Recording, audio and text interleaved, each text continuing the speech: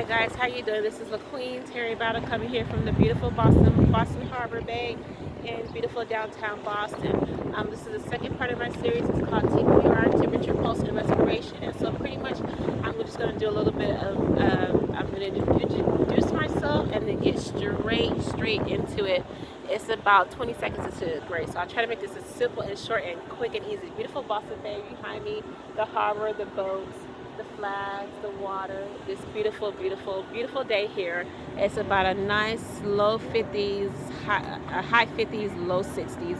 And today is Monday, May the 4th here in Boston. I'm going to try to make this again, like I said before, quick and short and simple. Bear with me if I do stutter, because I do stutter a little bit, but I'm working on it. And so again, my name is LaQueen Terry Battle. I'm a medical assistant, currently certified as a medical assistant, working on my recertification.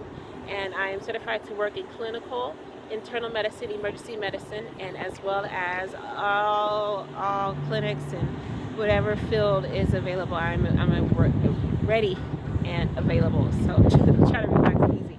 This is the second part of my series on TPR. Bear with me, guys. If you can see me, it's a little dark. It is a little dark, and I do have my face mask on. So, guys, again, please wear your face mask, and please be nice and easy.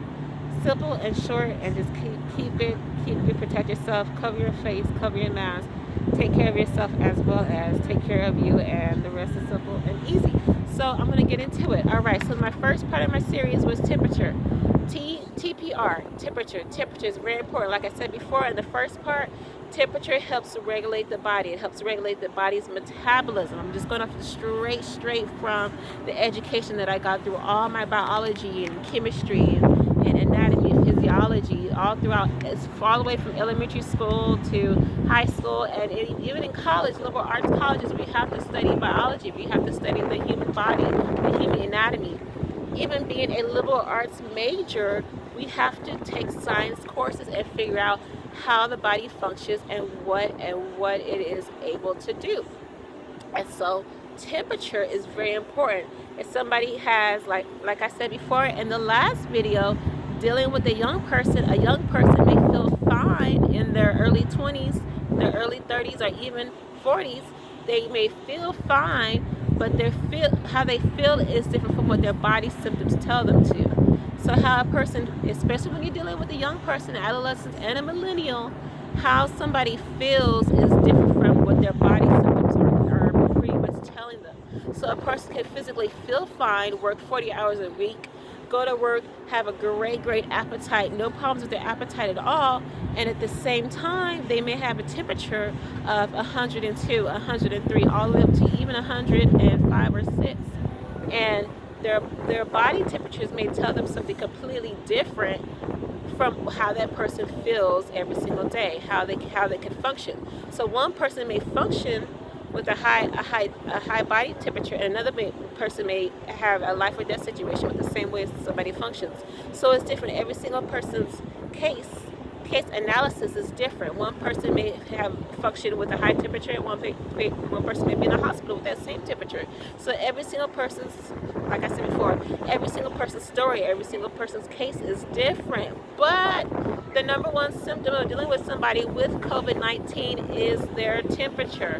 The number one symptom of dealing with somebody with COVID-19 is their body temperature. And the body temperature tells you if you are, and in fact, have an infection in your body. If you have a high infection in your body, that means your white cells are not able to attack off whatever your immune system is trying to counteract against. So that's the number one symptom of dealing with the COVID-19 patient is their body temperature. Number two, T. You got T for temperature, P for pulse. Okay, for pulse. So pulse is the body's heart, how to deal with the body's heart. And so when you're dealing with COVID-19 patients, you want to measure that oxygen, how that oxygen flows into their nasal pharynx cavity, flows into their nose, and flows flows into their body and flows out of their body. And so when you're dealing with pulse, you want to measure the flow of the oxygen into the body and the flow of the oxygen out of the body. And that's very important to monitor the heart. The heart is also very important to deal with patients that have COVID-19, because again, their blood pressure may also tell them if they have a high blood pressure or low blood pressure, if there is an immune system problem in their body.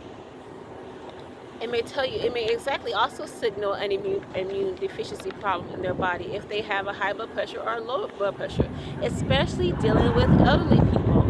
You hear the police in the background here. Especially dealing with elderly people. Elderly people over 65, even 70 years old, and they have a high blood pressure. It's very, very important to monitor an elderly person's body temperature, because it signals if somebody is diabetic or somebody is on dialysis for kidney dialysis and they have a high blood pressure. Right there, that can automatically mean signal them to go to the emergency room at the hospital and signal them to get emergency care. It's very, very important to deal with this every single day, dealing with people over 65, over 70, checking their blood pressure. And now we have a current administration in office, our president, Donald J. Trump. He also has blood pressure problems. He eats tons of hamburgers, he eats hot dogs and pizza and tons of steaks. And his personal health is a matter to public health. He is our current commander-in-chief, but we still, as a public, we still have to respect and honor him and still protect his own, monitor him and pray for him at the same time. So again, I'm going into about 6 minutes into this. Pulse is very important. Pulse tells you the blood pressure. It tells you if that person has a high pulse or a low pulse, if they're feeling faint, if they're feeling dizzy. Dealing with COVID patients, some patients may have a really high pulse. They may be very excited about something, very excited and very, their body may tell them, oh, something's going on, oh, I'm in danger, and it may signal a flight or fight response if somebody has a high blood pressure.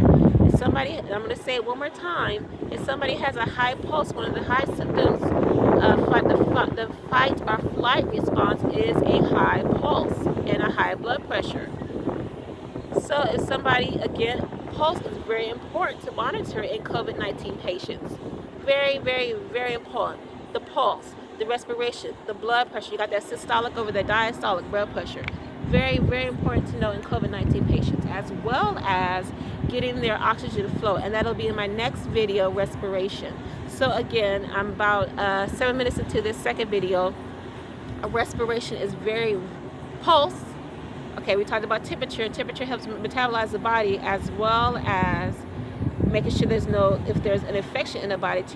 Temperature is one of the first symptoms that doctors, the clinicians, and government officials check when dealing with COVID-19 patients, is their temperature, as well as number 2 is their pulse, checking their blood pressure, systolic over diastolic, measuring the flow of the heart, the flow of oxygen into their body and the flow of oxygen out of the body. That is what you call blood pressure. It's very important to know somebody. And dealing with somebody's pulse, it may be feel faint. It may be weak. It makes it signal to them if they're dealing with an elderly person. If they have, sometimes you're dealing with people over 75 years old and 80 and 90 years old. You may not feel their pulse at all. And that may signal to them, okay, I don't feel this person's pulse. So what does that mean for me to do? That means I got to check it other ways. You can check it right here on the radial pulse right here. You can check it over their neck. You can check it behind their ear. You can check their pulse in different sides of the body, as well as right here at the ankles. You can check their pulse at the ankles as well. So there's different ways to monitor especially dealing with immune. There's various ways you can monitor somebody's immune system. You can do a blood cell count. You can do a T cell count. You could do a red blood cell, a white blood cell count. You can go to the lab and get all your labs checked. But you want to just pay attention to the basics necessity. Dealing with COVID patients, they have to drink lots of fluids, have a healthy diet, not just if they're eating 3 times a day, but what are they eating? Not just that they're eating, but what are they eating? Is it nutritious? Is it nutritious? Bear with me. If it's nutritious, are they eating fruits? Are they eating fresh vegetables? Are they eating whole grain wheat, whole grain rice, whole grain? What is their culture dictating for them to eat? One person's diet may be completely different from what their culture eats. So if one person's culture may eat rice every single day, and you're a clinician and you want them to eat beans and hamburgers and pizza and hot dogs, or you want them to eat turkey, but their culture says for them to eat rice every single day. So you have to monitor what one person's culture is and what their normal diet what American diet tells them. What does the culture say for them, and what does the American diet says for this person? It's very important to know, and especially as well as dealing with the pulse, it regulates the heart. So the pulse is also a response to the way the heart is feeling. If there's something wrong with the pulse, there may be something wrong with the heart. So again, that's very important to pay attention to. So this is LaQueen Terry Battle. This is my part 2 of my series, TPR, temperature, pulse, and respiration. Bear with me, guys. It may still a little bit, but I'm working on it. And this is beautiful from live from Boston Harbor here in beautiful Boston Bay. Love you guys. Take care. Peace and much love. Bye. Shout out to my little brother, King Jemiah Harris, currently serving the United States Marine Corps. Hoorah. Bye.